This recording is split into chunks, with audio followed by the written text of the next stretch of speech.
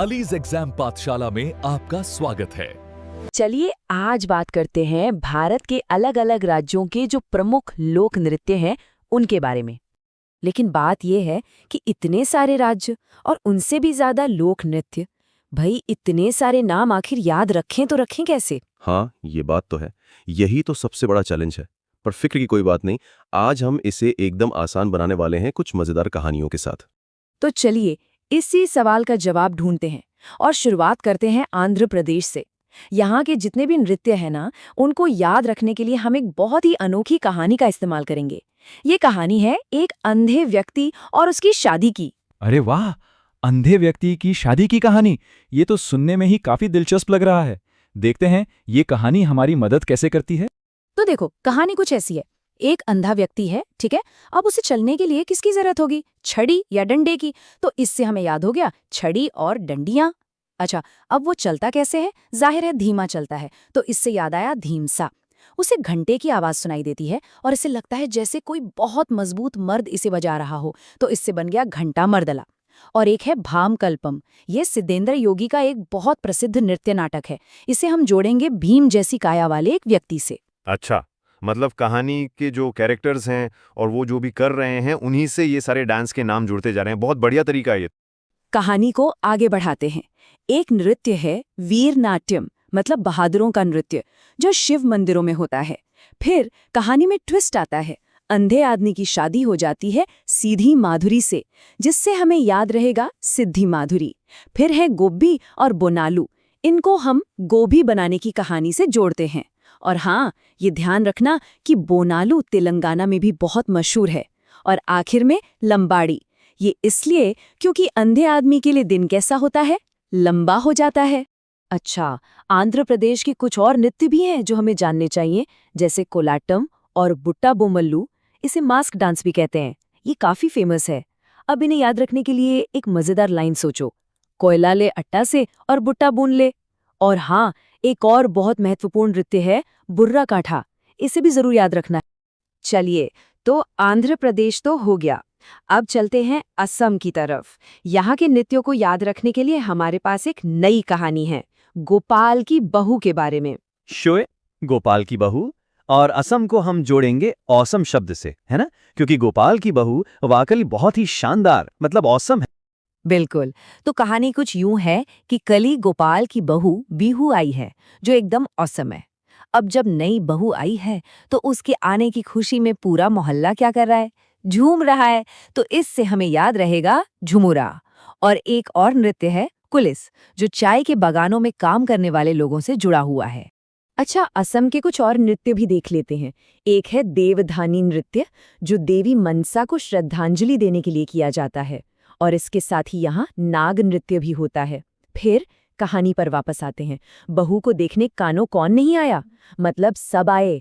इससे हमें 3 नाम याद रखने हैं, खेल गोपाल, हॉपजानी और अंकिया नाट। अच्छा, कानो कौन से ये 3 नाम? और वो बुगरुम्बा का क्या? हाँ, बुगरुम्बा। ये बोडो समुदाय का नृत्य है। इसे याद रखने के लिए सोचो कि बहू ने बिग रूम की मांग की है। और आखिर में भोरताल और अली ए लिगांग।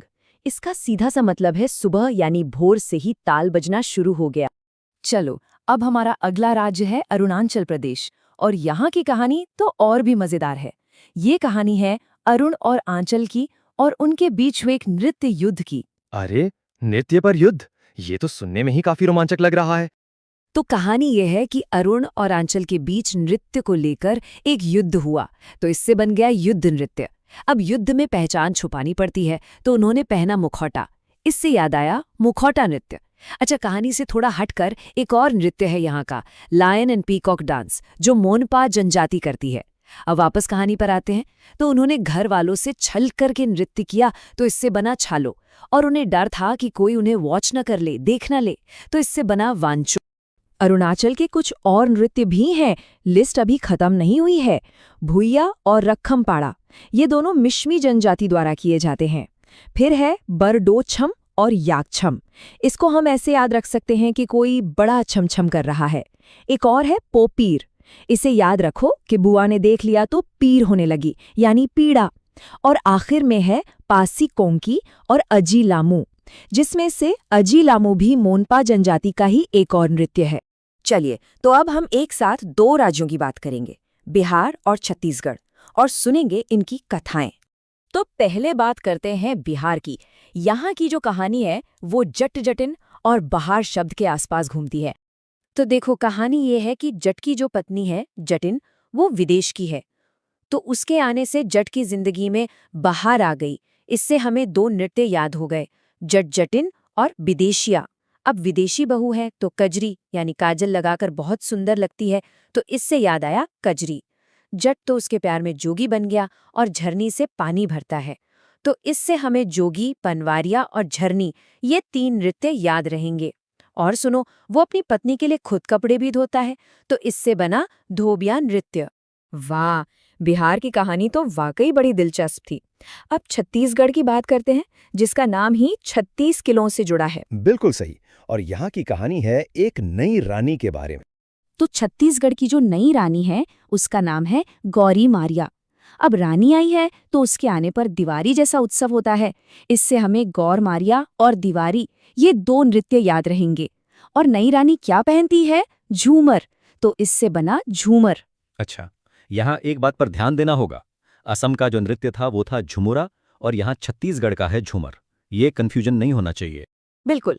अब छत्तीसगढ़ के कुछ और प्रमुख नृत्य भी हैं, जैसे राउत नाचा। नाम से ही पता चल रहा है ये रात भर किया जाता है। फिर है भरथरी चरित्र, जो कि बड़ों के लिए एक तरह का कथा नृत्य है। एक बहुत ही प्रसिद्ध है पंडवानी, जो महाभारत की कहानी पर आधारित है, और तीजन बाई जी इससे जुड़ी एक बहुत बड़ी कलाकार हैं। और एक है सुआ, मतलब तोता डांस, जिसे कमार जनजाति के लोग करते हैं। शुएब, अली, 1 मिनट, बिहार के नृत्यों की लिस्ट में कर्मा का भी तो जिक्र था, है ना? हाँ, तुमने सही याद दिलाया। और दिलचस्प बात यह है कि कर्मा नृत्य सिर्फ बिहार का नहीं है, ये छत्तीसगढ़, झारखंड और उड़ीसा में भी किया जाता है। मतलब ये एक साझा नृत्य है। अच्छा, छत्तीसगढ़ के कुछ और नृत्यों में पंती, पाली टपाली और कक्सार शामिल है। कक्सार जो है वो अबुझमाड़िया जनजाति करती है। और एक है सैला नृत्य, जो भील जनजाति से जुड़ा है, और ये आपको मध्य प्रदेश में भी देखने को मिल जाएगा। और अब आ गए हैं हम अपने इस सफर के आखिरी पड़ाव पर, गोवा। यहाँ की कहानी एक यादगार ट्रिप या सफर की है, जिसे हम देखना, ढक्कन खोलना और जागीर जैसे कुछ मजेदार शब्दों से याद रखेंगे। तो चलो, गोवा का सफर शुरू करते हैं। गोवा किस लिए प्रसिद्ध है? देखने के लिए और ढक्कन खोलने के लिए। तो इससे हमें देखनी और खोल ढकनी, ये 2 नृत्य याद रहेंगे। और गोवा जाता कौन है अक्सर? अरे वही जिनके पास जागीर होती है, तो इससे याद आया जागोर। और फिर एक नृत्य है घोड़े मोदनी, जो हमसे एक सवाल पूछता है, क्या गोवा घोड़े से जा सकते हैं? घोड़े से तो नहीं, लेकिन गोवा जाने के लिए हम मेल का इस्तेमाल जरूर करते हैं, मतलब ट्रेन का। तो इससे हमें याद रहेंगे टोनिया मेल और तरंग मेल। फिर वहाँ की मंडी, कुनबी समुदाय और फुगड़ी नृत्य, ये भी बहुत प्रसिद्ध हैं। और इनके अलावा शिगमो, गोफ और मुसल भी गोवा के कुछ और महत्वपूर्ण लोक नृत्य हैं। गोवा की लिस्ट में जो आखिरी नाम है वो है तालगाड़ी और रोमेट।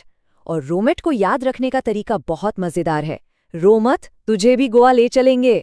और हाँ, एक बहुत ही खास नाम है साओ जुआओ।